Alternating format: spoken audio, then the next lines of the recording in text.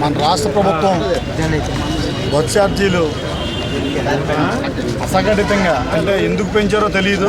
అసలు డీజిల్ ధరలు పెరగలేదు, అసలు చమురు ధరలు కానీ అంతర్జాతీయ చమురు మార్కెట్ కానీ ఏ విధంగా కూడా పెరగకుండా ప్రజలపై భారం మోపడం చాలా దారుణం ఇది. అసలు చంద్రబాబు నాయుడు గారు ముఖ్యంగా ఆయన ప్రజలు ఇచ్చిన హామీలను మర్చిపోయి ఆయన ఏదో తుగ్లక్ పరిపాలనలాగా ఏదో రాష్ట్ర శంకుస్థాపన 400 కోట్లు అని చెప్పి, అదేవిధంగా ఏంటంటే ప్రజల మీద భారం మోపడానికి ఆర్టీసీ మీద అనవసరమైన భారాన్ని ప్రజల మీద వేస్తూ ఈ విధమైన రాక్షస పాలనకి చమరగీతం పడతారు ప్రజలు.